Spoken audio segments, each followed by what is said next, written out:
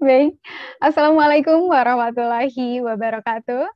Salam sejahtera bagi kita semua. Salam, Om Swastiastu, Namo Buddhaya, salam kebajikan, Rahayu. Semangat pagi, Sobat Merdeka, walaupun ini siang-siang ya. Apa kabarnya nih, Sobat Merdeka, pada siang ini? Tentunya kami berharap Sobat Merdeka selalu dalam keadaan sehat dan tetap semangat dalam menjalani aktivitas. Senang sekali nih di siang hari ini kita mau nongkrong virtual gitu ya, ngobrol-ngobrol seru pastinya akan sangat bermanfaat. Maka dengan sangat bersemangat, perkenalkan saya Siti Jenab, tentunya dari Kementerian Pendidikan Kebudayaan Riset dan Teknologi. Kiranya selama kurang lebih dari 1 jam nanti akan menemani Sobat Merdeka. Sobat Merdeka, di bulan November ini tentunya kita memperingati hari yang bersejarah bagi bangsa Indonesia. Tentunya 10 November ya, ini betul sekali hari pahlawan ya, identik sekali November itu dengan pahlawan. Jadi sebagai generasi penerus, nilai-nilai dan semangat kejujuran, kegigihan, serta pantang menyerah dari para pendiri bangsa ini harus terus kita maknai.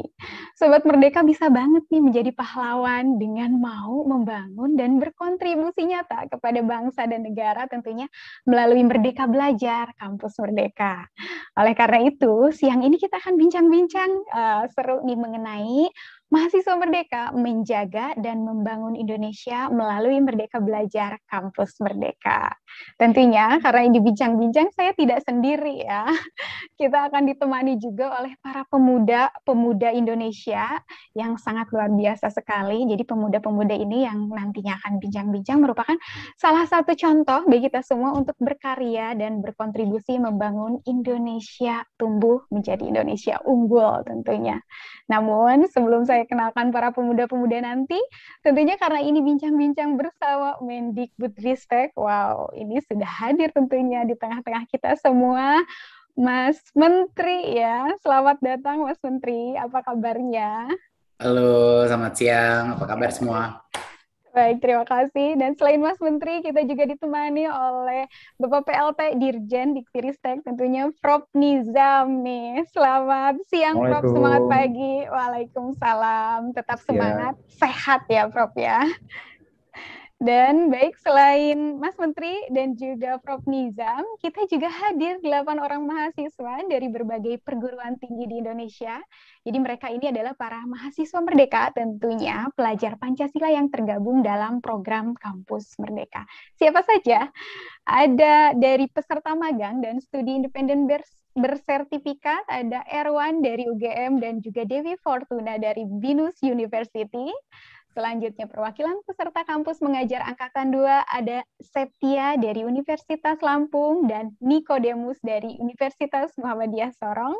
Kemudian ada juga dari peserta program IISMA, ada Zalfa dari Universitas Airlangga yang saat ini juga berkuliah di Sapienza University Roma, dan juga ada Fahri Gifari dari UGM yang saat ini berkuliah di Boston University Amerika Serikat.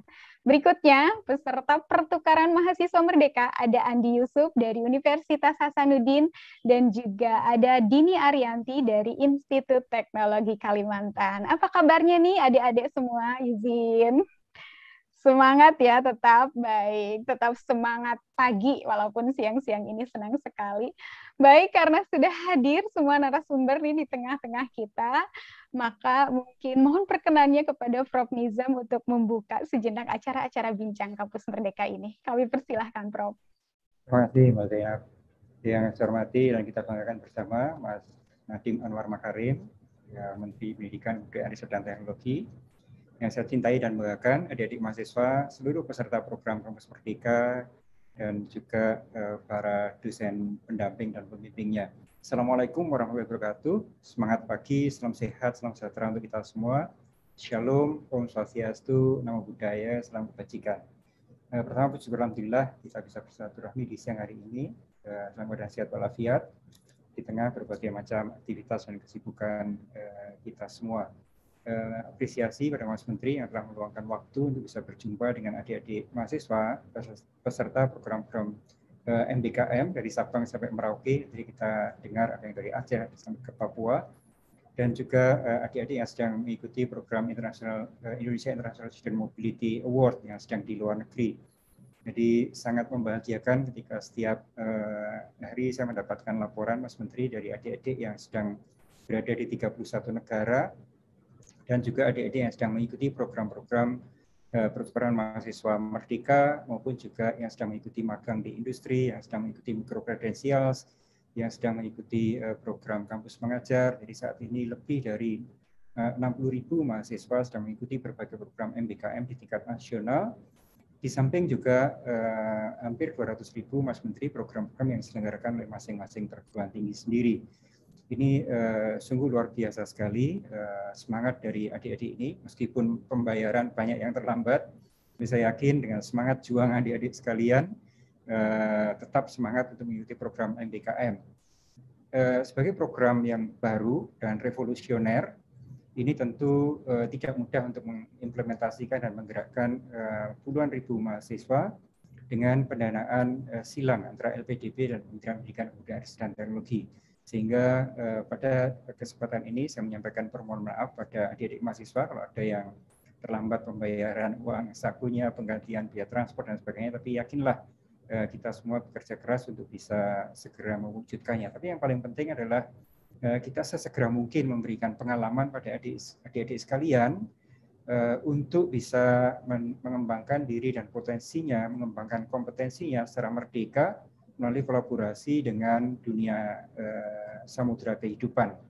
Saya berharap pengalaman yang adik-adik sekalian peroleh itu bisa bermanfaat betul bagi kesiapan adik-adik untuk membangun masa depan yang jaya. Demikian Mas Menteri kami laporkan saat ini ada hampir 1.000 mahasiswa yang sedang berada di luar negeri melalui program Indonesia International Mobility Award. Kemudian ada sekitar 8.000 mahasiswa yang dimiliki microcredentials dan 13.000 yang sedang mengikuti program magang bersertifikat, serta 22.000 mahasiswa yang mengikuti program kampus mengajar dan berbagai program lainnya. Nah, sekarang kita sedang menyiapkan untuk semester depan, mudah-mudahan bisa lebih banyak lagi yang mendapatkan manfaat dari MBKM dan programnya bisa lebih lancar. Ibarat kita berlari, melompat mengejar ketertinggalan, ini sambil melompat sambil memakai sepatu gitu. Jadi tentu banyak kekurangan di sana sini, tapi kita bersama-sama terus memperbaikinya. Terima kasih, mohon nanti arahan dari Mas Menteri. Wassalamualaikum warahmatullahi wabarakatuh. Semangat semuanya. Waalaikumsalam warahmatullahi wabarakatuh. Tetap semangat semua. Terima kasih Prof untuk keynote speech-nya. Baik, ini untuk sesi selanjutnya nih saya ingin mengajak para pemuda untuk saling berbagi pengalaman satu sama lain. Ya, jadi saya berikan waktu nih kepada Mas Menteri dan juga adik-adik mahasiswa kita ini untuk saling bertanya. Namun di sesi pertama ini saya mungkin mohon perkenan Mas Menteri untuk memberikan pertanyaan diawali oleh kepada 4 mahasiswa kita ya, ada Erwan dan Dewi dari program MSIB dan juga Septia dan Niko dari program Kampus Mengajar Angkatan 2. Mas Menteri kami persilahkan. Terima kasih. Assalamualaikum warahmatullahi wabarakatuh. Apa kabar adik-adik semua? Saya senang banget hari ini bisa bertemu sama kalian. Saya ingin banget dengar cerita-cerita dan pengalaman adik-adik yang mengikuti program-program flagship Kampus Merdeka kita. Saya sedikit iri sama teman-teman adik-adik di sini karena bisa mengikuti banyak sekali program-program di luar kampus. Alangkah asiknya kalau saya pun pada saat kuliah juga punya pengalaman-pengalaman seperti ini. Tapi saya senang banget bisa memberikan kesempatan ini.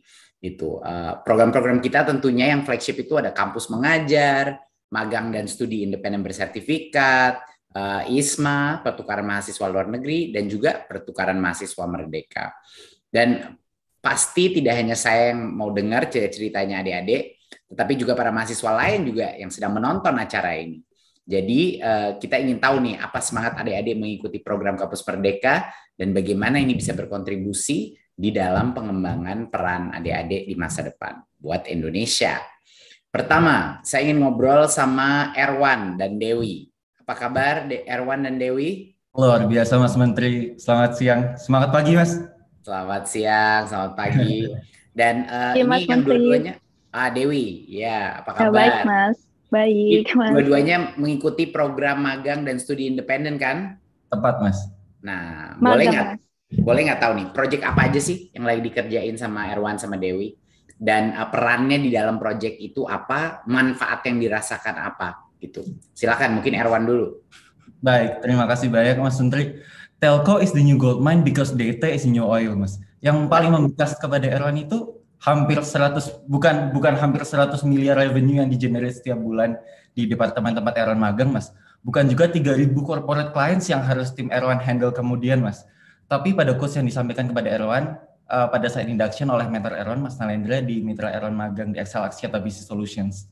Yang membuat itu super menarik, Mas, adalah saat teringat bangsa di masa lalu yang begitu sejahtera gitu ya, Mas, karena menemukan emas di dunia yang baru, atau bahkan bangsa Asia dengan jalur sutranya, atau kemudian Eropa yang mencapai kejayaan karena menemukan rempah-rempah. Dan ternyata Erwan memiliki kesempatan untuk menemukan emas atau the new gold itu lagi di hadapan Erwan, dan praktis Erwan berpikir kalau oke, I have found my fortune, Mas.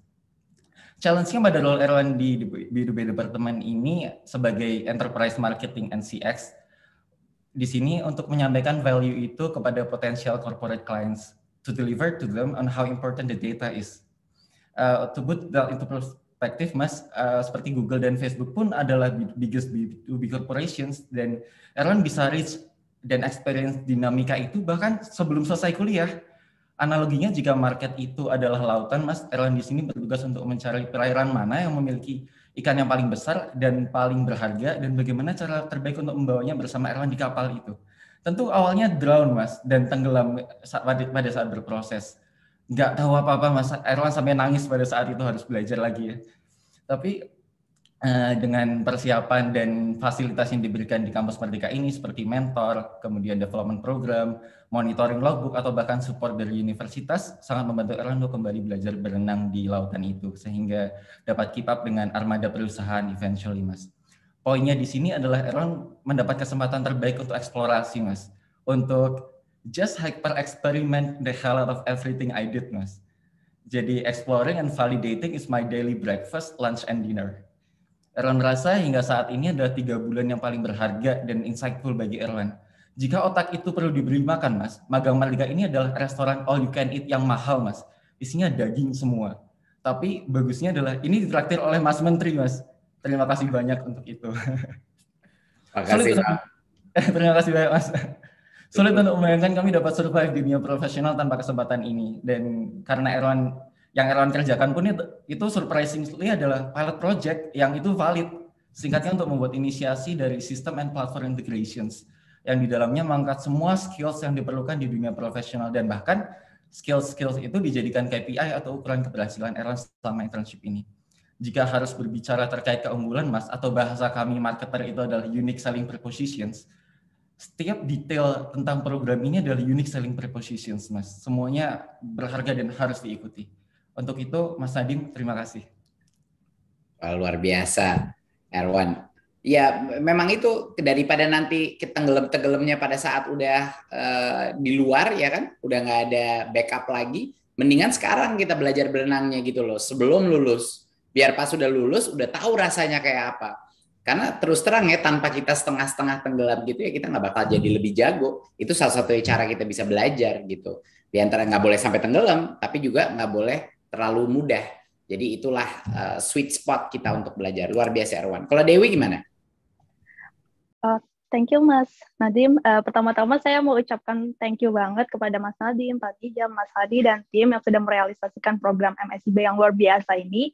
Perkenalkan, Mas, nama saya Dewi Fortuna dari Greenwich University, dan sekarang saya lagi magang sebagai data analyst di Traveloka Indonesia. Nah, Mas, sebagai data analyst, secara umum itu data analyst bertugas dalam mengumpulkan data, membersihkan data, analisis data, dan visualisasi data untuk membantu stakeholder atau user memahami data yang ada dan membantu untuk membuat keputusan bisnis yang strategis berdasarkan data. Mungkin simpelnya seperti ini nih, Mas. Misalkan nih Mas Nadiem mempunyai toko kelontongan, di mana Mas menjual berbagai transaksi datang, dan Mas menyimpan data transaksi tersebut, Mas. Kemudian hari, Mas berpikir, kok barang saya banyak yang expired, banyak yang tidak terjual, dan ada juga stok yang cepat habis. Sehingga Mas kepikiran nih, produk apa sih yang paling laku, produk mana yang tidak laku, dan gimana caranya Mas memaksimalkan keuntungan. Nah, di sini data analyst datang untuk membantu Mas menjawab pertanyaan tersebut. Data analyst akan menyederhanakan data yang telah Mas kumpulkan agar Mas bisa membuat keputusan secara cepat. Nah, Mas, dalam waktu 5 bulan ini, saya diberikan satu proyek, yaitu membuat dashboard dari awal, yaitu user requirement gathering, hingga presentasi ke user nantinya untuk finalisasi. Tentu saja, proyek ini saya tidak kerjakan sendiri, melainkan saya kerjakan secara tim dan teman intern saya satu orang, dan diminta mentor dan manajer untuk mengarahkan bagaimana proyeknya. Saya sangat senang nih Mas, selama kurang lebih 3 bulan saya magang di Traveloka sebagai data analyst, banyak hal banget yang saya dapatkan dalam technical dan juga soft skill, dan tentu saja ada challenge-challenge di mana saya harus belajar adapt dengan new teknologi secara cepat gitu Mas. Dan di sini pengalaman saya dapatin itu project-nya itu real, dan proyeknya akan diimplementasi, dan juga kita juga disediakan juga mentor nih Mas untuk mengarahkan kita bagaimana proyeknya untuk berjalan dengan baik, dan juga untuk memonitor perkembangan kita menjadi lebih baik lagi. Dan tentunya juga saya di sini bisa juga berkolaborasi dengan divisi-divisi lain, dan tentunya itu melatih skill komunikasi saya secara profesional yang saya tidak dapatkan itu di kampus, dan skill saya untuk beradaptasi secara cepat yang saya juga tidak dapatkan itu di kampus, dan banyak juga technical skill yang saya juga belajarnya dari sini Mas, dari Traveloka. Thank you Mas. Intinya saya sangat senang mengikuti program MSIB ini, dan saya berharap program MSIB ini ada untuk kedepannya. Thank you. Makasih Dewi, makasih banget. Ini pasti akan kita tingkatkan program ini di tahun kedua gitu ya. Jadi kita akan menyempurnakan ini. Maaf, saya akan sempurnakan ini setiap semester itu menjadi lebih sempurna lagi. Batch pertama selalu adalah masa prototipe kan kita menemukan, tapi tadi mendengar pengalamannya Dewi itu udah luar biasa. Data itu adalah bahasa numerasi baru kita di dalam dunia teknologi. Tanpa kita mengerti bagaimana caranya mengolah data, memproses data, dan menganalisa data, kita nggak akan bisa membuat keputusan-keputusan yang optimal baik dari sisi perusahaan ataupun dari sisi manajemen suatu negara gitu. Jadi untuk bisa literasi data itu merupakan mungkin value-nya, harga stoknya itu bakal naik terus gitu. Jadi tolong dipahami untuk semua mahasiswa mau di bidang apapun, data analisis dan mengerti cara mengolah dan memproses analisa data itu mahal deh pokoknya. Kemampuan itu akan semakin penting. Terima kasih. Sekarang mungkin kita pindah ke program kampus mengajar. Apa kabar Septia, Niko? Selamat siang Mas. Selamat siang Mas, selamat pagi Mas. Selamat pagi. Nah, salah satu tujuan utama kan dari program kampus mengajar ini membantu ibu dan bapak guru di SD dan SMP di daerah-daerah terluar ya, yang mungkin sekarang lagi harus mengejar ketertinggalan karena PJJ, dan untuk meningkatkan literasi dan numerasi muridnya. Nah, ini apa aja nih Septia dan Niko, apa sih yang dilakukan adik-adik sebagai peserta program ini untuk meningkatkan literasi dan numerasi, dan pengalaman yang menurut Septia dan Niko sangat bermanfaat ini seperti apa gitu. Tolong silakan Septia dulu. Baik, terima kasih atas pertanyaan yang telah diberikan oleh Mas Menteri. Sebelumnya izin memperkenalkan diri, saya Septia, mahasiswa Universitas Lampung yang saat ini mengikuti program MBKN, yaitu Kampus Mengajar Angkatan 2. Saat ini saya mendapat penempatan di SD Negeri 5 Kota Alam yang bertempat di salah satu kabupaten yang ada di Provinsi Lampung. Sebelumnya saya ucapkan kembali terima kasih kepada Mas Menteri, karena dengan adanya program ini, khususnya program kampus mengajar, kami yang bukan dari latar belakang jurusan pendidikan dapat merasakan, melihat, dan terjun langsung untuk membantu mereka yang pendidikannya belum tentu seberuntung kita. Nah, untuk meningkatkan kemampuan literasi dan numerasi para murid, saya melakukan program kegiatan yaitu mengajar dan berkolaborasi dengan guru dalam proses pembelajaran, baik menggunakan video animasi untuk menarik minat siswa dalam membaca dan mendengarkan materi yang diberikan. Selain itu, kami juga ada program yaitu mengenal dan mempelajari lagu wajib nasional. Sebelumnya, mengapa kami mengambil program lagu wajib nasional ini karena saat kami observasi ternyata masih ada murid-murid, bahkan banyak murid-murid yang tidak mengenal lagu wajib nasional seperti Indonesia Raya, bahkan tidak tahu dan tidak hafal. Mungkin karena efek dari pandemi kemarin. Selain itu, kami juga memiliki program yaitu Calistung, di mana ini baca tulis hitung. Seperti yang kita ketahui, dampak dari pembelajaran online meningkatkan menurunnya minat belajar siswa, khususnya membaca. Dan di tempat sekolah saya itu ternyata dari kelas 1 sampai kelas 6 masih banyak murid yang belum bisa membaca. Oleh karena itu, kami mengadakan program ini untuk mendukung program literasi dan numerasi. Dan masih banyak beberapa program lainnya yang kami jalankan guna mendukung program kampus mengajar ini. Tentunya ini menjadi bekal penting untuk saya dan dalam mempersiapkan diri untuk sama-sama membangun pendidikan di Indonesia bisa lebih maju lagi. Bagi kami program kampus mengajar ini sangatlah memberi dampak yang baik untuk kami, bukan hanya pada teman-teman kami yang berasal dari jurusan pendidikan, tapi untuk seluruh mahasiswa di luar jurusan pendidikan dapat mengerti dan merasakan bahwa ternyata menjadi seorang tenaga pendidik itu tidaklah mudah, namun sangatlah sulit. Yang awalnya kami berpikir mengajari kelas itu terlihat mudah, namun ternyata saat kami menghadapi dan merasakannya, itu tidak semudah yang kami pikirkan. Dan saya sangat merasa bersyukur bisa menjadi bagian dari peserta kampus mengajar. Terima kasih, Mas. Terima kasih, Septia. Ini luar biasa. Memang inilah yang dimaksudkan pengabdian masyarakat adalah ini. Gitu. Dan bukan hanya akan sangat berdampak kepada murid-murid di SD dan SMP ini, tetapi bagi seperti yang Septia bilang tadi, ini bukan hanya untuk yang kepengen jadi guru. Semua mahasiswa bisa mendapatkan sesuatu yang luar biasa dari pengalaman ini, mengerti budaya baru, membantu anak-anak dari tingkat sosioekonomi yang berbeda dari dirinya, dan nggak mungkin akan terlupakan pengalaman ini. Mau bidangnya apapun dan apakah dia mau nanti menjadi guru apa tidak, itu sebenarnya nggak relevan gitu. Tapi pengalaman inilah yang akan membangun karakter. Kalau Niko gimana, Niko, pengalamannya? Iya, baik. Sebelumnya terima kasih Mas Menteri untuk pertanyaan yang diberikan. Ya, Mas Menteri, sebelumnya saya akan perkenalkan diri. Nama saya Diko Dimosondun dari Universitas Muhammadiyah Sorong yang sedang mengikuti program kampus mengajar angkatan 2. Ya, Mas Menteri, sebelumnya kami mengucapkan banyak terima kasih kepada Mas Menteri yang telah memberikan kami mahasiswa di seluruh Indonesia keleluasan untuk belajar dan berdampak di luar kampus melalui program Merdeka Belajar Kampus Merdeka. Ya, Mas Menteri, untuk meningkatkan literasi serta numerasi di sekolah, saya dan tim mahasiswa kampus mengajar angkatan 2 di SDYPK Evata Soft itu kami melakukan berbagai macam kegiatan.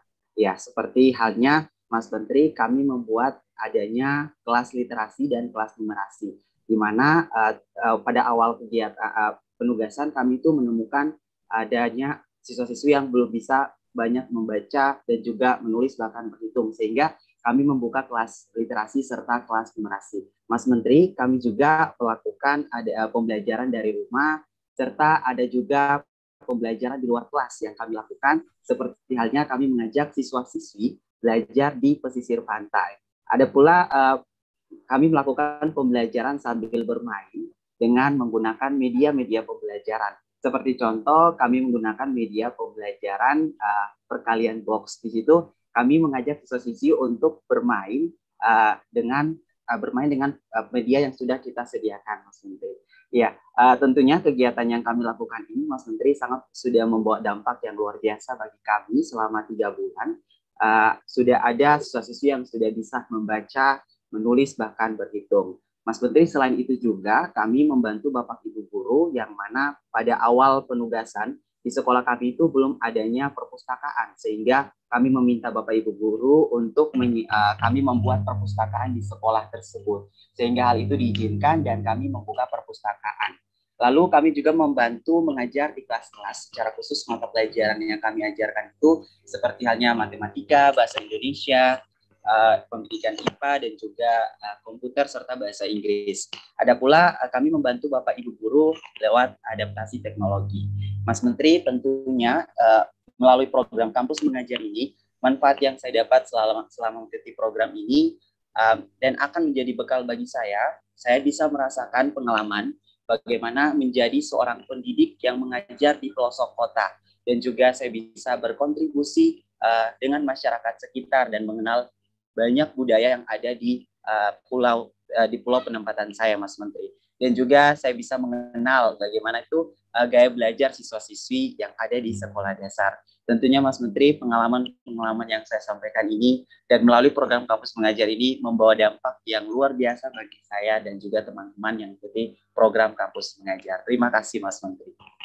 Luar biasa Niko. Untuk bisa melihat anak-anak yang tadinya nggak bisa membaca menjadi bisa membaca. Itu buat saya nggak bisa ngebayangin itu betapa puasnya itu dan akan dibawa Niko seumur hidup. Dan berarti kita sadar ya betapa sulitnya menjadi guru ya. Jadi banyak orang yang mungkin meremehkan betapa sulitnya menjadi guru baru akan menyadari setelah mereka mengikuti program kampus mengajar ini ya. Masa oh iya susah juga ya jadi guru ya, baru sadar. Nah itulah makanya kita harus selalu menghormati guru dan mengapresiasi mereka. Terima kasih cerita-cerita yang luar biasa di sini. Mungkin sekarang kita pindah ke peserta ISMA. Iya, betul Mas. Baik, terima kasih ya untuk mahasiswa sebelumnya. Selanjutnya ada Zalfa dan Fahri dan juga Andi Yusuf dan Dini. Zalfa dan Fahri ini merupakan dari program ISMA ya. Silakan nanti mungkin Mas Menteri secara bergantian untuk mengawalinya di Zalfa dan Fahri dulu, kemudian Andi Yusuf dan juga Dini. Kami persilahkan, Mas. Halo, apa kabar Zalfa, Fahri? Selamat pagi, Pak Menteri. Selamat pagi. Selamat pagi dini hari, Mas Menteri dari Boston. Selamat pagi. Kayaknya di sini juga udah ada Andi dan Dini ya. Apa kabar? Kabar nih, Mas Menteri. Oke. Jadi saya mau nanya dulu nih sama Zalfa dan Fahri. Tunggu, ini di mana aja semuanya? Satu di Boston. Kalau Zalfa di mana? Saya di Roma, Mas Menteri. Di Roma. Di Italia. Oke, Fahri di mana? Di Boston, Mas Menteri, di BU. Boston. Oke, itu tempat saya dulu. Terus Andi? Kalau saya di Universitas Pembangunan Nasional Jawa Timur, Mas. Oke, Jawa Timur. Dan Dini di mana? Saya di Institut Teknologi Kalimantan, Pak, di Balikpapan. Oke, jadi ini semuanya lagi merantau ya, berempat ya? Semuanya lagi merantau. Oke, sekarang saya mau tanya dulu, Zalfa sama Fahri. Apa sih pengalaman adik-adik belajar di luar negeri? Apa yang adik-adik peroleh? Dan seperti apa kalian akan menerapkannya? Apa yang Anda dapatkan sekarang ini di masa depannya? Kalian. Mungkin Fahri bisa mulai dulu. Baik, terima kasih banyak Mas Menteri. Sebelumnya selamat pagi dini hari dari Boston untuk Mas Menteri. Seperti yang tadi Mas Menteri bilang, kota yang tentu saja udah nggak asing ya buat Mas Menteri gitu. Juga untuk Prof. Nizam, kebetulan dulu jadi dekan saya di teknik. Sehat-sehat ya Prof. Lalu pastinya untuk teman-teman mahasiswa yang sedang menonton di seluruh Indonesia atau bahkan di seluruh dunia gitu. Semoga kabar Mas Menteri, Prof. Nizam, dan teman-teman semua baik. Saya sangat senang nih Mas Menteri karena lewat program ini saya bisa mempelajari bidang ilmu yang dari dulu sangat ingin saya pelajari tapi malah nggak bisa nih Mas Menteri. Dan justru malah dapat kesempatan yang langsung belajar di US gitu. Kalau saya boleh cerita nih Mas Menteri, di Indonesia saya belajar mechanical engineering atau teknik mesin di UGM. Tetapi melalui ISMA ini saya justru dapat kesempatan untuk belajar bisnis dan manajemen di Boston University dengan profesor-profesor yang sangat suportif dan fasilitatif terhadap proses belajar kami. Dan juga saya berkesempatan belajar bersama mahasiswa dari berbagai negara gitu. Dalam kurikulum belajar di sini, salah satunya kami diekspektasikan untuk dapat bekerja kelompok dan berkolaborasi gitu ya untuk menganalisis berbagai masalah dalam perusahaan dan startup, terus juga menemukan akar masalahnya lalu merumuskan solusinya bersama sehingga kita bisa pada akhirnya mempresentasikannya dengan baik nih Mas Menteri. Tapi yang lebih menarik lagi nih Mas Menteri, saya sangat senang dapat merasakan kehidupan di Boston, Amerika Serikat yang mana adalah negara yang sangat global dengan masyarakat yang berasal dari berbagai negara dan budaya gitu. Dengan berinteraksi dan bercakap-cakap dengan masyarakat di sini, dengan teman-teman mahasiswa yang lain, saya dapat memperkenalkan Indonesia ke mereka, sekaligus juga mempelajari budaya-budaya mereka gitu. Tentunya ini menjadi pengingat saya bahwa selain menjadi masyarakat Indonesia, saya dan teman-teman semua itu juga bagian dari masyarakat global yang luas dan beragam gitu, Mas Menteri. Sejauh ini saya mendapatkan banyak sekali ilmu yang tidak mungkin dapat saya ceritakan secara detail di sini ya, tapi saya sangat senang sekali karena ketika saya kembali nanti, suatu saat saya ingin mengkombinasikan ilmu yang saya miliki di teknik mesin gitu ya di Indonesia dan mengkombinasikannya dengan bisnis manajemen yang saya pelajari di sini ini dengan merintis sebuah startup atau mengembangkan sebuah teknologi gitu. Terdengar familiar ya Mas Menteri ya?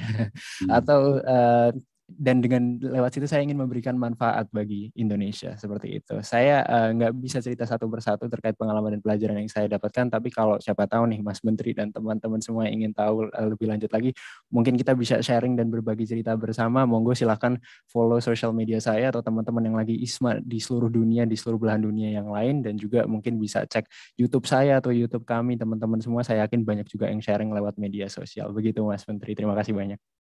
Makasih Fahri, luar biasa. Boston itu kayak kota mahasiswanya Amerika, jadi kayak Jogja sama atau Bandung lah gitu.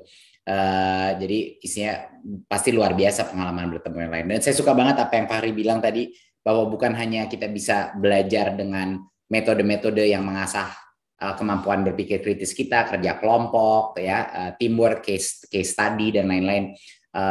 Tapi juga jangan menyia-nyiakan kesempatan ini untuk membangun pertemanan, untuk belajar dan menyadari bahwa kita ini sebenarnya global citizen. Kita bukan cuman Indonesian citizen, kita juga global citizen, dan itu adalah suatu hal dalam profil pelajar Pancasila yang terpenting, yaitu profil kedua, kebinekaan global. Makasih Fahri. Oke, Zaifa. Gimana Zaifa? Halo, selamat pagi Mas Menteri. Zalfa. Ya. Iya, Zalfa. Apakah suara saya terdengar dengan jelas, Mas Menteri? Jelas Zalfa. Baik, Mas Menteri, perkenalkan nama saya Zalfa Jatmiko, Mas Menteri, dan juga Profesor Nizam. Tadi kan Mas Menteri memberikan saya 2 pertanyaan, jadi mungkin saya jawab yang pertama dulu ya Mas Menteri. Pengalaman saya selama saya belajar Italia, Mas Menteri, benar-benar menyenangkan dan benar-benar melampaui semua yang sudah saya ekspektasikan. Jadi apabila saya bisa bercerita, Mas Menteri, Roma itu merupakan salah satu kota di Eropa yang menerima mahasiswa internasional paling banyak di Eropa. Jadi dengan adanya kebinekaan ras, agama, dan kebangsaan di lingkungan saya di Sapienza, saya merasa benar-benar terjun dan diintegrasikan ke masyarakat global.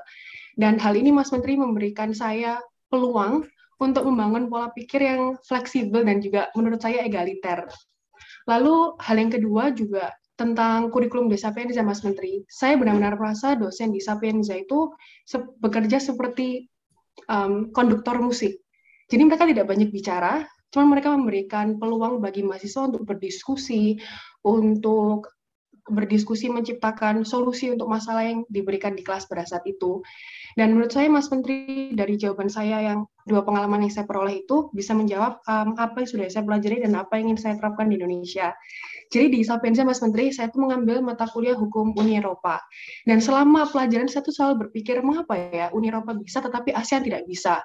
Jadi saya berpikir, saya rasa alasan mengapa Uni Eropa itu dianggap seperti raksasa di arena internasional, itu karena mereka tuh benar-benar mengedepankan kooperasi antar sektor interregional dan menjunjung tinggi mobilitas untuk berinovasi antar negaranya. Lalu saya berpikir, oke, kalau gitu 10 atau 20 hingga 30 tahun ke depan, mungkin yang saya ingin kontribusi Indonesia adalah bagaimana cara membuat ASEAN bisa meningkatkan skema mobilitas SDM yang sudah ada sekarang mungkin menjadi lebih tinggi lagi. Seperti itu. Namun secara garis besar, Mas Menteri, saya merasa sangat berterima kasih, saya dan adik saya yang juga lolos ISMA di Hungaria. Kami mengucapkan terima kasih dan juga semua teman-teman ISMA atas kesempatan yang sudah diberikan ini. Terima kasih banyak, Mas Menteri. Makasih Zalfa, keren banget. Jadi karena pengalaman ini udah kayak menemukan satu passion ya untuk menyatukan ASEAN menjadi economic dan political power yang besar. Luar biasa. Di mana Indonesia juga bisa punya ada peran kepemimpinan di situ kan sebagai negara terbesar di Asia Tenggara, dan perspektif luar itu yang kadang-kadang sangat penting, bahwa kalau kita merantau keluar dari rumah kita atau dari daerah kita, disitulah kita mendapat perspektif yang sangat berbeda mengenai negara kita atau daerah kita. Sama waktu saya pergi ke Amerika, tapi ide saya di benak saya adalah saya baru mikir nih ojek bisa diapain nih dulu gitu kan. Jadinya itu karena mendapatkan perspektif dari luar tapi mengapply kepada suatu hal yang sehari-hari sudah ada di dalam lingkungan kita. Jadi itu sangat penting mengambil perspektif itu. Oke, sekarang kita balik sekarang ke Andi dan Dini, pertukaran mahasiswa Merdeka. Apa kabar Andi, Dini? Alhamdulillah sehat. Alhamdulillah, kabar baik Mas Menteri. Ini juga merantau dalam negeri. Bisa nggak ceritain sedikit mengenai aktivitas modul Nusantara dan menjalani perkuliahan di kampus yang berbeda. Apa sih hal-hal yang menarik yang dialami? Silakan, Andi dulu. Baik, Mas Menteri, terima kasih atas kesempatan yang diberikan. Pertama-tama saya ingin mengucapkan terima kasih kepada Mas Menteri, karena adanya program ini kami bisa bertemu dengan teman-teman di daerah lain. Program Pertukaran Mahasiswa Merdeka ini merepresentasikan keinginan teman-teman seluruh mahasiswa Indonesia dalam mencapai keinginan untuk mengenal satu sama lain di atas keberagaman budaya yang dimiliki oleh bangsa ini. Program ini patutnya menjadi program ideal dalam kemajuan pendidikan kita yang melibatkan aktor-aktor yang akan menjadi penerus bangsa ini dalam dialog-dialog yang berakhir kepada kebijakan yang menentukan nasib kami sebagai seorang pelajar. Melalui program ini, banyak hal-hal menarik perhatian kami, yang dulunya kami masih bersifat kesukuan, kedaerahan. Setelah terlibat dalam program ini, kami sangat antusias untuk bisa saling mengenal satu sama lain. Melalui mata kuliah modul Nusantara, kami diberikan wadah untuk itu semua. Mengenal budaya asal dan budaya lain tentunya. Hal ini yang menjadi menarik dikarenakan kondisi kebudayaan kita yang terancam oleh budaya asing yang masuk ke Indonesia. Harapannya program ini dapat memfasilitasi keinginan kami dalam mempertahankan budaya nasional yang dimiliki oleh bangsa ini. Kesan selama mengikuti program ini begitu melekat kepada kami, terutama rasa cinta terhadap kebudayaan sendiri. Meskipun dalam perjalanannya, program ini memiliki tantangan tersendiri, yakni tuntutan mahasiswa terhadap kebijakan-kebijakan yang dianggap tidak transparan oleh peserta sendiri. Ada baiknya penyelenggara memberikan umpan balik terhadap keluh kesah mahasiswanya, sehingga program ini dapat terlaksana dengan baik dan sesuai dengan konsep merdeka yang diusungkan. Karena program dapat berjalan dengan baik apabila melibatkan seluruh pihak yang terkait, termasuk peserta itu sendiri. Harapan kami untuk kedepannya, program ini akan menjadi lebih baik lagi dan benar-benar merepresentasikan apa yang menjadi tema dari program ini, yakni bertukar sementara bermakna selamanya. Mungkin seperti Mas Menteri, salam dari Timor. Terima kasih Andi. Apa tadi bisa diulang lagi? Saya mau catat tuh. Bertukar, tema dari program ini Mas Menteri, bertukar sementara bermakna selamanya. Iya, itu dia temanya, itu pas banget, bermakna selamanya, ya. Itu yang harapan kita, bahwa dengan mengocok-ngocok kebinekaan di dalam negara ini, bahwa kita akan baru menyadari, oh kita ini sebenarnya Indonesia, saya bukan orang ini, bukan hanya agama ini, bukannya tapi kita bagian dari sesuatu yang lebih besar. Dan kebinekaan itu bukan hanya sesuatu yang bisa ditoleransi, tetapi malah menjadi kita cinta keberagaman tersebut. Itu menjadi sumber kekuatan kita sebagai suatu bangsa. Luar biasa. Dini gimana pengalamannya? Baik, terima kasih Mas Menteri. Selamat siang dari Balikpapan. Tentu pertukaran mahasiswa merdeka dalam negeri memberikan pengalaman yang luar biasa, di mana kita diberi kesempatan belajar semerdeka mungkin di luar kampus, di luar prodi, dan berkolaborasi dengan para mahasiswa senusantara tanpa adanya sekat-sekat.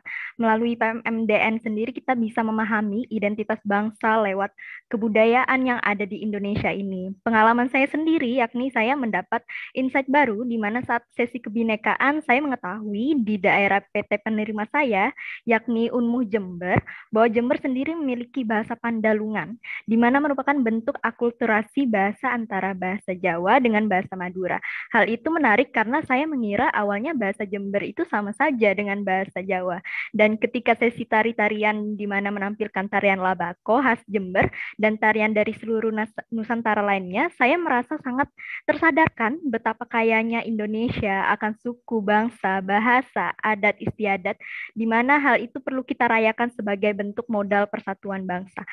Pengalaman berkuliah di kampus berbeda juga membuat saya semakin kaya akan pengetahuan, seperti halnya saya mengambil matkul di UGM, di mana analisis yang saya dapat di matkul tersebut, saya dapat terapkan di tugas besar saya di PT asal saya, yakni ITK. Dengan kita mengenal antar pulau, adat, suku, agama, khas, kita bisa mengetahui identitas bangsa kita yang tangguh dalam keberagaman, memecahkan sekat-sekat identitas, dan semakin menyadarkan bahwa kita ini semua sama-sama satu Indonesia. Demikian, Mas Menteri. Luar biasa, makasih Dini. itu bisa punya perspektif berbeda ya. Tadi asumsi-asumsi kita yang tadinya kita punya mengenai suatu daerah atau suatu suku atau suatu agama itu tiba-tiba berubah pada saat kita berinteraksi dengan dia. Dan itulah satu-satunya cara kita bisa melepaskan sekat-sekat prasangka yang ada di benak kita. Satu-satunya cara adalah berinteraksi dengan orang-orang lain. Saya tuh setiap kali turun ke lapangan, nginep-nginep di rumah guru, rumah musisi dari berbagai macam daerah, disitulah saya baru bisa menyadari gitu loh, seperti apa negara kita, dan membuat saya sangat bangga dengan kebinekaan negara kita. Terima kasih sekali semuanya, Andi, Dini, Fakhri, Zalfa, terima kasih sudah berani merantau kemana-mana. Harap nanti pas kembali ke kampus bisa menjadi duta daripada program kita agar semakin banyak teman-teman ikut registrasi ke program-program ini. Wow, luar biasa sekali nih Mas Menteri. Izin ini semakin saya mendengar, semakin iri betul nih kata Mas Menteri. Padahal kita umurnya tidak terlalu jauh ya dengan adik-adik. Mungkin terpaut 2 atau 3 tahun. Bohong banget, tapi luar biasa sekali. Terima kasih nih adik-adik, jawaban menarik dan inspiratifnya. Terus mengajar dari berbagai daerah di Indonesia, luar biasa sekali. Dan juga yang berada jauh di Indonesia, semoga kecintaan terhadap Indonesia tidak luntur ya. Baik, ini Mas Menteri ini kan sudah bertanya kepada adik-adik mahasiswa. Belum lengkap rasanya kalau adik-adik mahasiswa ini tidak bertanya juga ya. Izin Mas Menteri mungkin sekarang selanjutnya gitu ya. Izin bagian adik-adik yang bertanya kepada Mas Menteri. Mohon izin mungkin diawali oleh Erwan dan juga Dewi. Kami persilahkan Mas Menteri, izin. Terima kasih, mohon izin Mbak dan Mas. Dengan segala hormat Mas Menteri, bagi kami Mas Menteri itu adalah seorang legenda. Sebagai pemuda yang bisa achieve begitu banyak ya, masih jadi mas-mas sudah berhasil menjadi menteri yang begitu inovatif, makanya panggilannya Mas Menteri bukan Pak Menteri seperti itu barangkali ya. Erwan yakin Mas Menteri itu sudah melalui begitu banyak hal dan terus constantly creating great things sampai sekarang Mas. Yang barangkali ingin teman-teman dan Erwan discover itu adalah apa sih semangatnya Mas Menteri? Apa yang membuat Mas Menteri itu tergugah bangun di pagi hari dengan semangat? Passionnya Mas Menteri itu apa? Atau bahasa canggihnya itu what's the underlying cause of your life, Mas? Dan untuk mengaitkannya dengan topik hari ini, barangkali apa yang membuat Mas Menteri bahkan terus memperjuangkan Kampus Merdeka ini untuk harus ada pokoknya. Dan kalau boleh bertanya lebih Mas, skills atau kemampuan apa yang dapat mendukung semangat Mas dapat terus menciptakan hal-hal luar biasa seperti ini dan semenjak Erwan di korporasi, adakah pengalaman Mas di dunia korporasi itu yang terbawa sampai sekarang untuk bisa berguna gitu Mas? Oke, makasih. Untuk yang bagian pertama, apa yang memotivasi saya ya untuk melakukan hal ini? Menurut saya nomor 1 adalah saya kalau bisa pilih dari semua jenis aktivitas yang saya suka, saya itu builder. Builder itu artinya saya suka membangun hal-hal yang baru, gitu. Jadinya mau di kementerian atau di swasta sama aja, saya suka membangun hal-hal yang bisa berguna buat banyak orang. Itu yang pertama. Jadi saya suka building. Ada orang yang suka mungkin optimizing dan lain-lain. Saya lebih suka building. Gitu. Saya nggak suka optimizing. Itu ada orang-orang yang jauh lebih jago di sekeliling saya yang melakukan optimizing. Tapi saya passionnya itu building. Kedua, objektif atau purpose saya itu selalu kesenangan saya, kepuasan saya itu datang dari melihat orang lain sukses. Jadi kalau saya bisa melihat anak-anak muda sukses dan berkembang, kalau saya bisa melihat tim saya sukses dan berkembang, kalau saya bisa melihat kementerian kita sukses dan berkembang, itu yang menjadi motivasi, itu pembayaran saya itu di situ gitu loh. Itu kepuasan saya datangnya di situ. Jadi setiap kali saya bisa melepaskan potensi seorang manajer di dalam organisasi saya, atau seorang mahasiswa, atau seorang anak atau dosen atau guru, dan melepaskan potensi dia, memerdekakan, itu yang buat saya bahagia. Jadi itu sebenarnya yang menjadi dorongan saya. Jadi waktu saya dulu di dunia teknologi juga sama aja, saya kepengen bikin micro entrepreneur yang bisa merealisasikan potensi mereka, mau dari supir ojek, supir mobil, sampai dengan entrepreneur bikin restoran dan lain-lain. Ya, saya kepengen mereka itu bisa sukses. Itu yang memberi saya kepuasan. Untuk yang kedua, skill-skill apa yang mungkin terpenting yang saya pelajari? Nomor 1, menurut saya adalah kemampuan bekerja dengan tim. Dan kemampuan memilih, lebih penting lagi kemampuan memilih tim yang baik. Tim yang berani protes sama kita, berani debat sama kita, tim yang nggak bekerja berdasarkan ego, itu mungkin. Jadi saya tuh bukan pakar di bidang apapun, tapi saya bisa sampai ke sini dalam hidup karena saya jago milih orang di sekitar saya, gitu. Jadi itu adalah skill yang jauh lebih penting daripada kita jadi pakar di satu bidang. Ya, kemampuan kita memanage seorang tim, merekrut sebuah tim, pokoknya tim yang hebat akan menghasilkan hasil yang hebat. Itu kuncinya. Nggak ada single player game di dunia ini. Ya, semuanya multiplayer dan team based. Ya, jangan pernah lupakan itu. Cuman di dunia gaming ada single player game. In the real world, it's all multiplayer collaborative game, gitu. Ya, jadi itu sangat penting. Skill kedua adalah skill untuk bisa selalu second guessing otak kita. Ya, untuk bisa walaupun saya percaya diri, saya selalu guessing, kok saya bisa salah nggak ya? Saya bisa salah nggak ya gitu. Dan menanyakan orang lain untuk memastikan men-challenge saya dalam setiap step. Jadinya kemampuan kita untuk skeptis akan pemikiran kita sendiri itu sangat penting. Men-challenge pemikiran diri sendiri. Jangan pernah 100% yakin dengan apapun. Itu nggak bisa. Saya sering sekali punya opini A, lalu karena saya analisa dan ada informasi baru, wah berubah saya menjadi opini B. Jadi ya jangan terlalu yakin dengan pendapat Anda dengan apapun, selalu sisakan sedikit skepticism dan lakukan riset lebih baik untuk terus kita berkembang. Itu namanya orang yang critical thinking. Itu dia nggak ada tuh orang dengan critical thinking 100% yakin dengan apa pegangan dia pada saat itu gitu. Ya, jadi selalu rangkullah skeptisisme yang sehat seperti itu.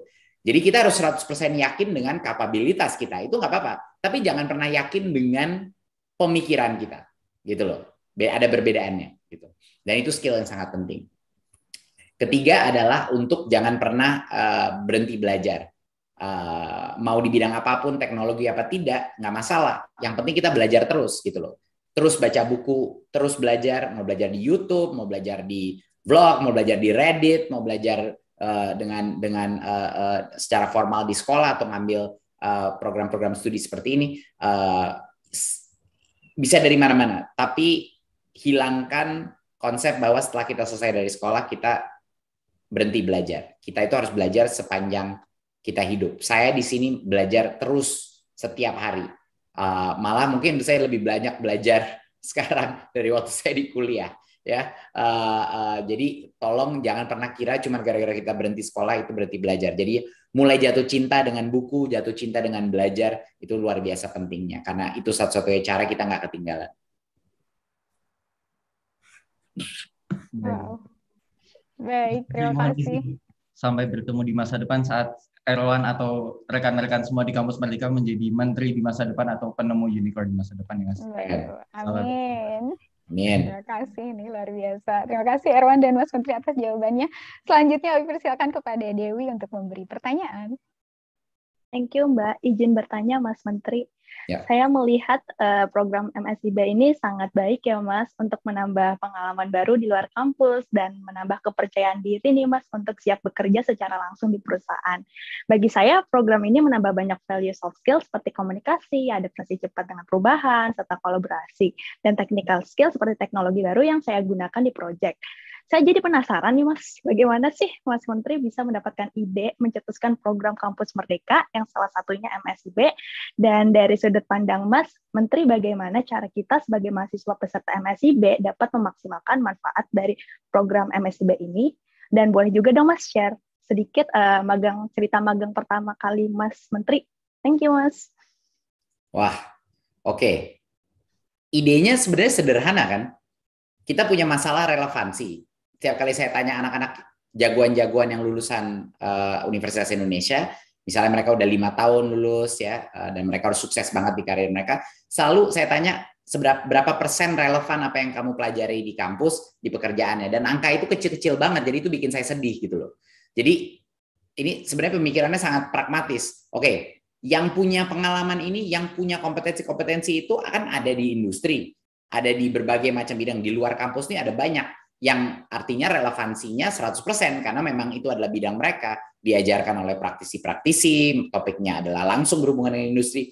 Ya udah, ngapain nanggung-nanggung, mendingan ngambil anaknya masukin ke dalam industri selama 6 bulan gitu. Jadi simple. Jadi ngapain kita menunggu gitu loh. Kita butuh ini sekarang. Jadi marilah kita beri kesempatan gitu, karena toh sekarang di zaman sekarang nggak ada cuma satu disiplin yang dibutuhkan. Kita perlu multidisiplin, baik soft skill maupun hard skill gitu. Dan setiap 5 tahun pun semuanya juga kadaluarsa anyway. Ya kan? Jadi yang penting itu kita mendapat berbagai macam pengalaman yang multidisiplin dan multisektor. Nah, itu alasannya kenapa kita punya magang dan studi independen adalah agar sebagian dari pendidikan S1 itu jangan cuma di dalam kampus, tetapi harus di luar kampus, sehingga kita ada pelepasan sekat-sekat itu. Jadi idenya itu sangat simpel. Sementara kita melakukan transformasi di dalam kampus dengan berbagai macam transformasi, sementara itu mahasiswa kan nggak bisa nunggu nih. Jadi mereka ya harus kita berikan dulu kesempatan gitu untuk mendapatkan ilmu-ilmu yang 100% relevan untuk industri dan soft skill pengalaman-pengalaman yang nggak akan bisa disimulasikan di dalam lingkungan akademia. Itulah alasannya kenapa itu begitu penting. Tadi yang bagian kedua tadi nanyanya mengenai apa? Bagaimana nih dari sudut pandang Mas Menteri, cara kita sebagai mahasiswa peserta MSIB dapat memaksimalkan manfaat dari program MSIB ini, sama boleh sharing dong Mas Menteri cerita magang Mas Menteri dan tips and triknya gimana pada saat magang.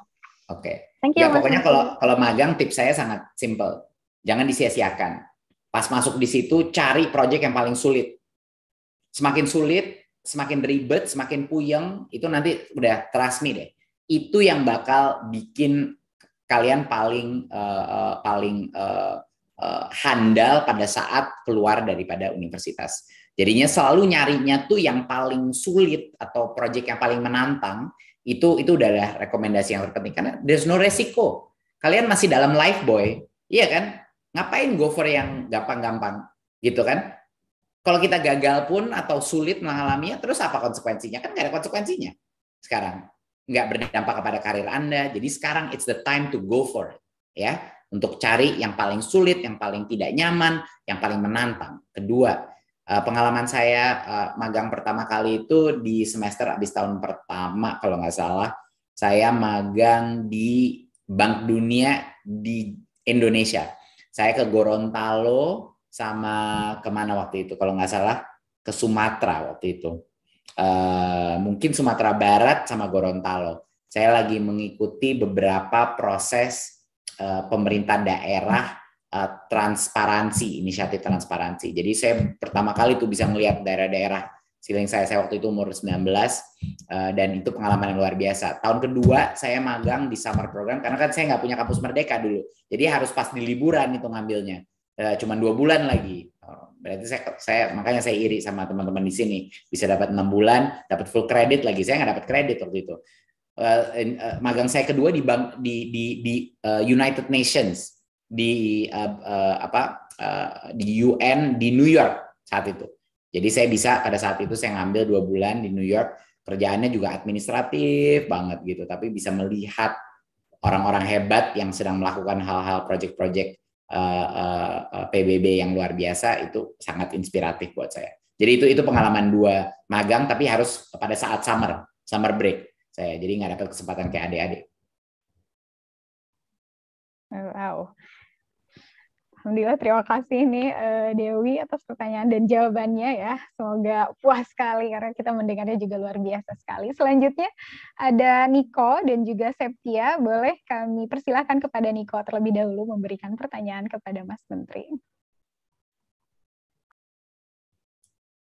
Baik Mas Menteri, mungkin pertanyaan saya, bagi saya program Kampus Merdeka termasuk kampus mengajar memberikan kesempatan yang sangat baik untuk diikuti oleh seluruh mahasiswa di Indonesia.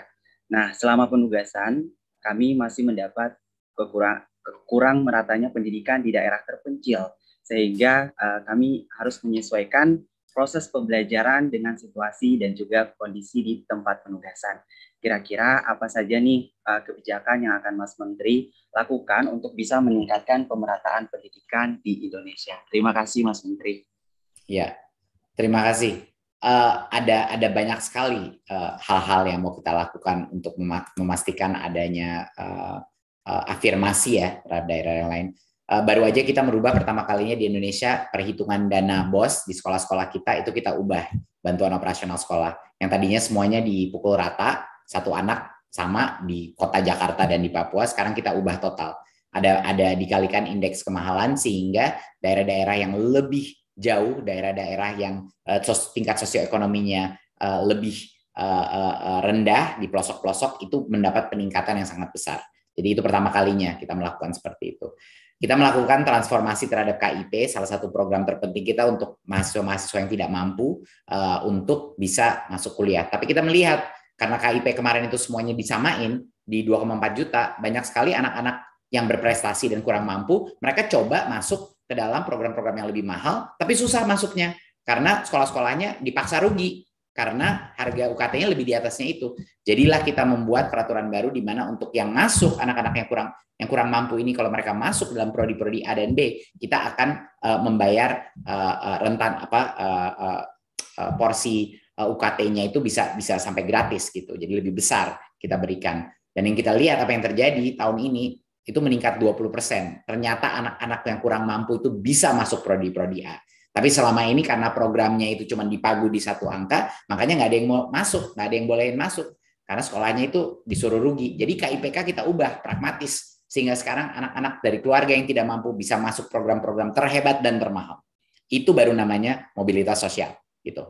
Ada juga itu bisa membantu nanti kampungnya, bantu keluarganya, dan lain-lain. Baru ada peningkatan. Kita melakukan hal lain, digitalisasi sekolah, program kita, terutama untuk daerah 3T, itu kita fokus sekali kepada daerah-daerah 3T untuk memastikan mereka punya alat-alat TIK untuk mengakses, dan transformasi digital dengan kita punya tim teknologi, jagoan-jagoan ex-unicorn yang sekarang lagi membangun berbagai macam platform gratis, sehingga semua teman-teman kita di daerah-daerah 3T dan lain-lain bisa paling tidak mendapatkan akses yang sama dengan materi, akses mentoring, akses textbook dan kurikulum, buku-buku dan lain yang sama melalui platform-platform digital kita. Jadi itu beberapa hal untuk yang kita lakukan untuk menyetarakan. Program Kampus Merdeka aja bisa aja kita bagi anggarannya, kita kasih langsung ke kampus. Ya, itu adalah ide yang jauh lebih mudah buat kita kementerian.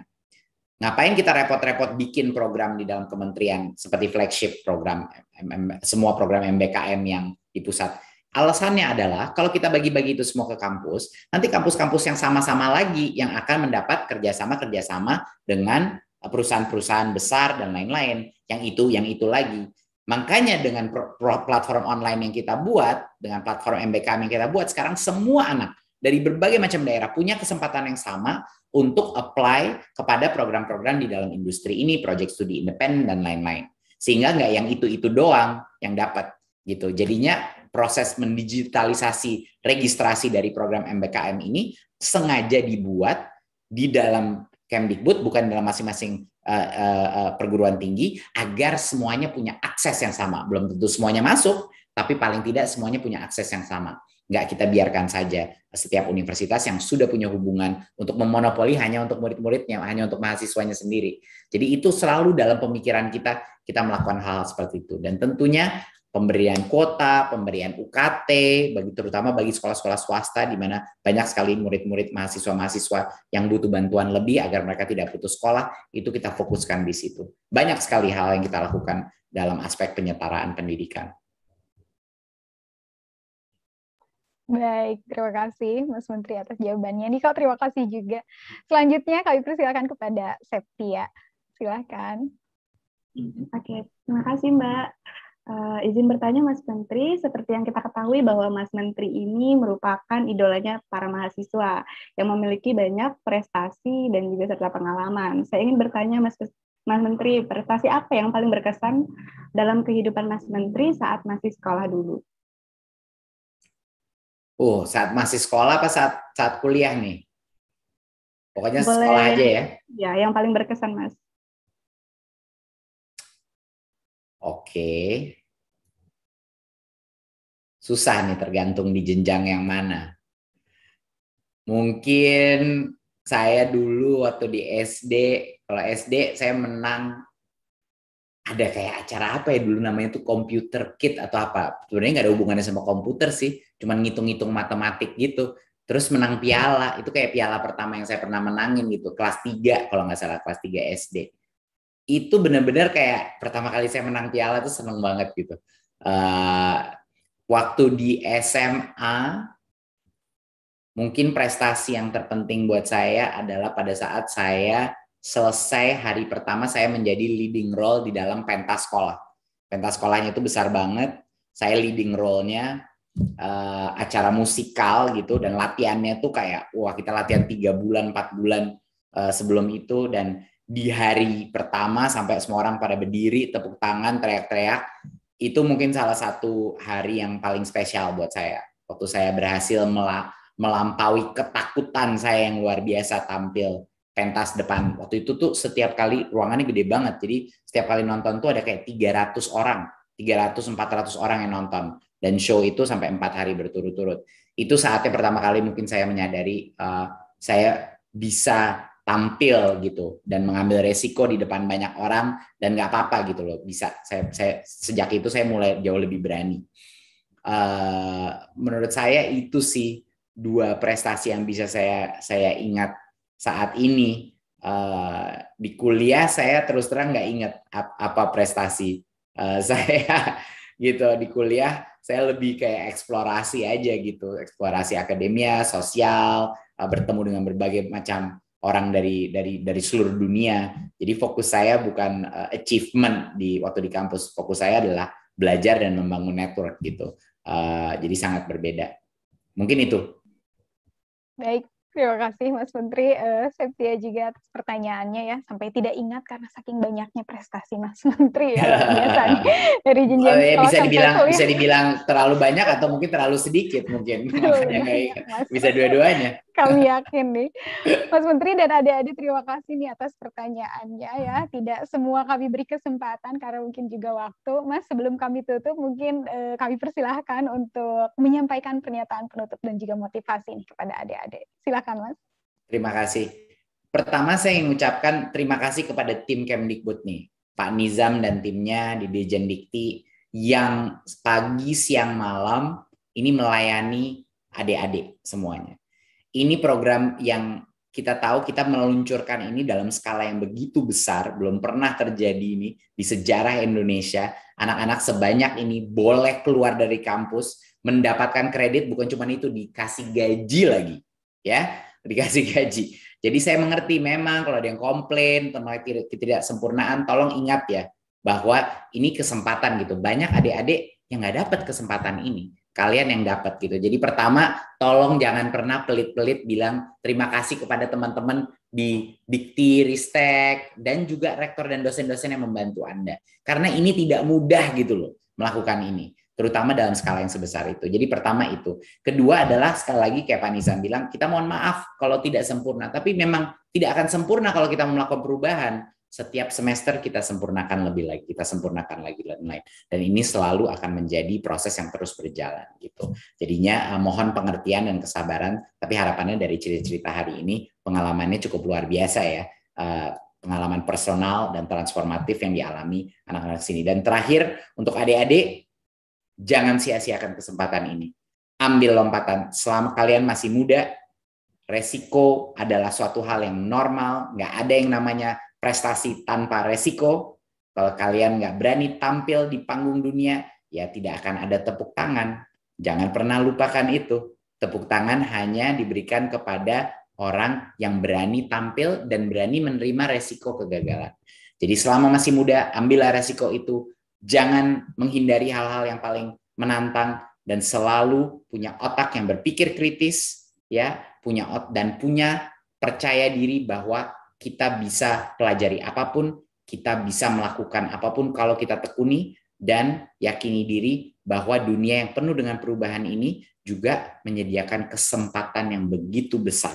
Belum pernah di sejarah dunia anak-anak muda semuanya bisa berkreasi dan mendapatkan economic benefit daripada passionnya dia. Belum pernah nih struktur ekonomi seperti ini tercipta. Jadi inilah kesempatan kalian, jangan disia-siakan, dan merdeka belajar dimanapun Anda berada.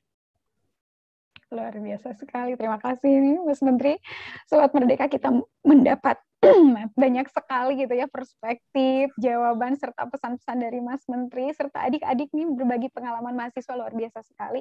Saya pribadi juga senang sekali nih membersamai gitu ya, kurang lebih selama 1 jam kita. Mungkin demikianlah rangkaian acara-acara bincang-bincang kampus Merdeka bersama Mas Menteri ini, luar biasa. Saya ucapkan terima kasih kembali kepada Mas Menteri, Prof. Nizam juga yang telah membersamai kami selama 1 jam ini, kurang lebih kepada seluruh tim juga yang bertugas, dan tentunya kepada adik-adik mahasiswa yang gemes-gemes ini luar biasa prestasinya, terima kasih juga. Dan mungkin saya pribadi juga mohon maaf dari tadi apabila ada aktivitas ataupun perkataan yang kurang berkenan. Mari kita terus bergotong royong untuk mewujudkan Merdeka Belajar Kampus Merdeka. Selanjutnya nanti setelah ditutup akan ada pemutaran video kompilasi cerita baik dari peserta mahasiswa Kampus Merdeka. Demikianlah Sobat Merdeka, tetap semangat. Wassalamualaikum warahmatullahi wabarakatuh. Om Santi, Santi, Santi Om. Terima kasih semuanya. Sampai jumpa semua. Terima kasih Mas. Sukses selalu ya adik-adik. Adik-adik, terima kasih. Generasi muda adalah kunci daripada perubahan yang berkesinambungan, perubahan yang positif. Dan tanpa kita merangkul generasi muda, tanpa kita memberikan kesempatan yang terbaik bagi generasi muda, kita nggak mungkin akan mencapai cita-cita kita.